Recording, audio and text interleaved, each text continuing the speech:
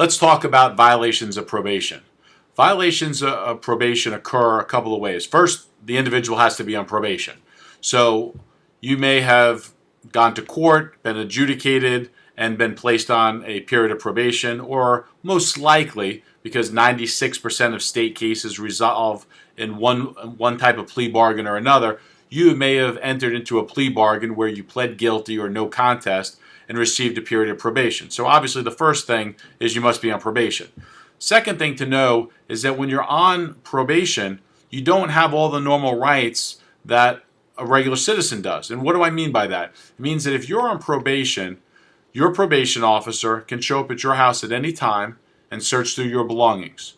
They usually bring other officers with them, and they can do a random check. They can do a random check of your urine and require you to give a urine test to determine whether or not you're using drugs or alcohol. So the first thing you need to know is that the normal rights that we all associate with being a citizen, you don't have those when you're on probation. Another thing that is important to know is that there's different types of violations of probation. There are technical violations where maybe you didn't have the funds to pay your probation officer. Maybe I should just keep going.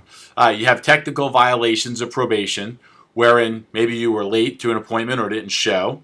You didn't pay your fees. You didn't take a required course, or you didn't do something that was a requirement of your probation. Or you may have a new law violation, which is a substantive violation, which means that you are rearrested for something, some new crime. Now, as long as that crime occurred during the course of your probation, that's a new law violation. So the way we handle those as defense attorneys are very different. If there's a new law violation, you have to be very careful that we don't admit to a violation just to get you out of jail real quick, because if we do, that could potentially cause you to be automatically adjudicated guilty on whatever the new case is. And when I say adjudicated guilty, found guilty. Because if you admit a violation in court, it's a confession. You're saying, I did it. So that could hurt you. So you want to check with your attorney before doing that. Second thing in regards to technical violations, and as well as substantive violations, is they have to be willful and substantial. So here's an example. You're on probation, you're paying the cost of supervision, but you lose your job and you don't have the funds to pay. You don't pay the cost of supervision, and ultimately your probation officer violates you. You have the right to a hearing. Don't just say, Judge, I admit it and accept it and possibly have a harsher sentence. You have the right to a hearing where the state has to prove by a preponderance of evidence, meaning a little bit more than 50%, that you willfully and substantially violated your probation. If you had the money and you didn't pay, well, that would be willful and substantial because you had the opportunity, but you refused to do so.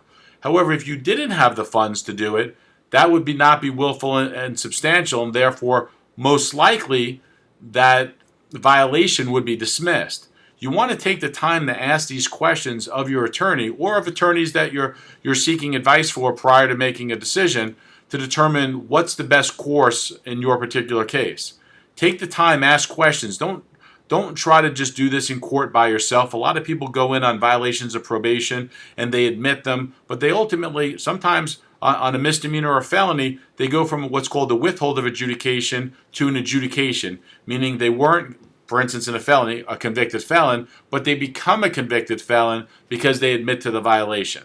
The punishment becomes more harsh if the defendant admits the violation.